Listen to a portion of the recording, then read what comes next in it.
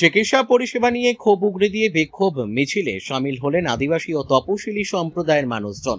অভিযোগ, বসিরহাট জেলা ও super speciality হাসপাতালে সাধারণ রোগীরা প্রয়োজনীয় চিকিৎসা পরিষেবা পাচ্ছেন না। ডাক্তার ও নার্সদের কাছ থেকে সঠিকভাবে পরিষেবা না পাওয়ার প্রতিবাদেই গণ ডেপুটেশন দিতে রাস্তায় নামেন এলাকার মানুষ। বৃহস্পতিবার বসিরহাট শহরের বোটঘাট এলাকা থেকে বিক্ষোভ মিছিল শুরু হয়। মিছিলে অংশ নেন আদিবাসী ও তপশিলি সম্প্রদায়ের বহু মানুষ। ধামসা বাদলের তালে তালে ঐতিহ্যবাহী পোশাকে মিছিল এগিয়ে যায় শহরের বিভিন্ন রাস্তা ঘুরে বসিরহাট জেলা হাসপাতালের দিকে।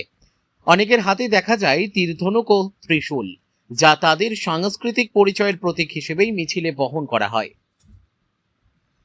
বসিরহাট থেকে প্রদীপ সরকারের রিপোর্ট, বিগ নিউজ বাংলা।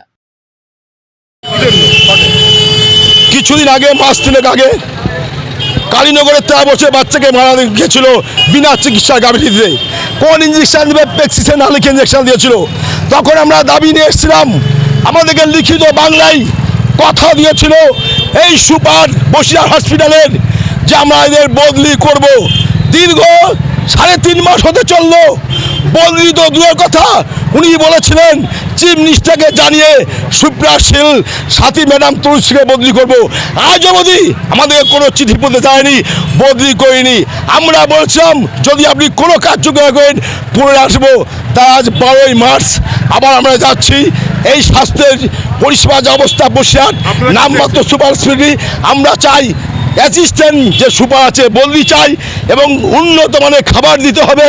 11 বার চিঠি এসছে সুপ্রা তুলসী এবং সাথী ম্যাডামের, কেন বদলি হচ্ছে না?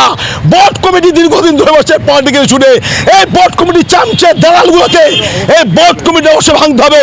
হার্টে যে পেশেন্টগুলো থাকে ওই হার্টের চিকিৎসা না করে ওদের ইঞ্জেকশন নেয়, তখন সহ্য করতে না পেরে ওই মারা যায় বহু হার্টের পেশেন্ট এখানে।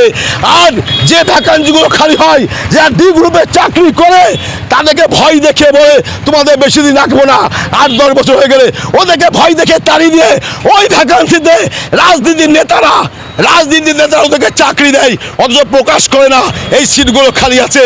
তাই ডি গ্রুপে পিছিয়ে পড়া এসটিদের প্রকাশ করে চাকরি দিতে হবে 30 জনকে।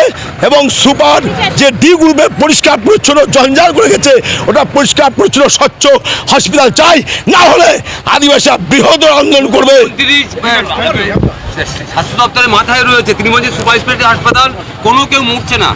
মুখ্যমন্ত্রী উনি শুধু পুলিশ মস্তান আর দালাল করে দিয়েই টিকে আছে, ওনার কথার কোনো মূল্য নেই।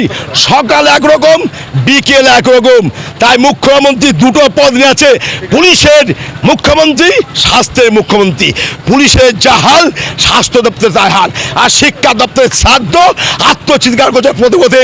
তাই চাকরি চাই, অনুদান নয়, ভাতা নয়, বাঁচতে চাই, শান্তি চাই। স্বাস্থ্য পরিষেবা উন্নত হোক, চাকরি উন্নত হোক, মানুষ বাঁচুক মাথা উঁচু করে, সবার সমান অধিকার।